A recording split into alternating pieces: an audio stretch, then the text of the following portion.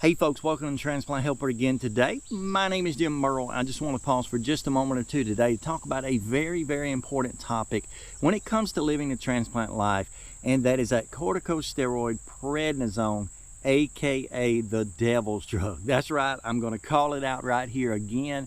Prednisone is the devil as far as I'm concerned. However, some of the things I've learned in the past few weeks and even months have really gotten me to understand just how important prednisone is to our lives, as well as some of the factors that are oftentimes left behind when prednisone is no more. Now, the majority of us, like I was, probably started out on a pretty high dose of prednisone and stayed on that for a period of time as they went through a tapering process. For example, I was on about 65 milligrams of prednisone to begin with, and as they tapered it off, I got as low as 2.5 milligrams per day before they finally took me off of the drug about 2 years ago. And what my hope, my dream, my desire, and probably all of yours as well is that if you ever get off prednisone, your life's going to be better, your life's nearly going to be perfect by then, and it's just something we look forward to. And I don't argue that at all. The less prednisone you can take, certainly the better off your life is going to be. But one thing I want to add to that before we really get into the deeper understanding of this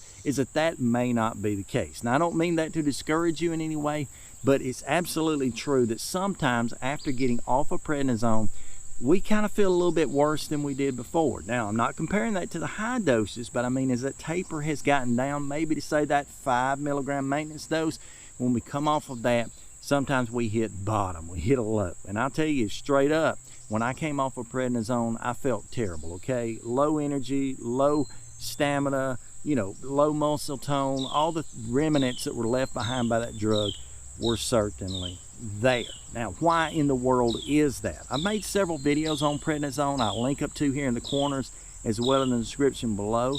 But I really believe in part of that, some of it has to do with your blood sugar levels. I have an entire video on that. Could I be addicted to prednisone? Go back and watch that. But to an extent, because prednisone raises your blood sugars, when you come all the way off of that, sometimes your blood sugars get too low and you need a little pick-me-up. It may be okay then to sneak a Snicker bar or something like that. Probably not really. But anyway, you probably need to do a better job of regulating your blood sugars after you come off, just like you did before, but for yet a whole different reason. But that's not the only thing that prednisone leaves behind that can make your life more difficult and make your energy levels low, your stamina, that sort of thing, a little bit out of whack.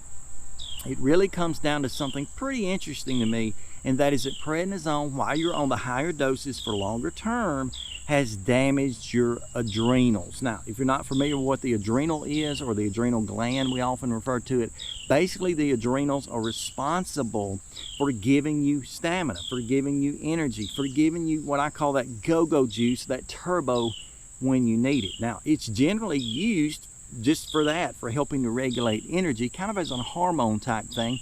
But at the same time, in a special use, it's oftentimes used when you're in stress, when you're in danger, that sort of thing. That's why people can sometimes run faster or lift more weight or do almost superhuman things when they're under a lot of stress. And it's a protective thing, okay?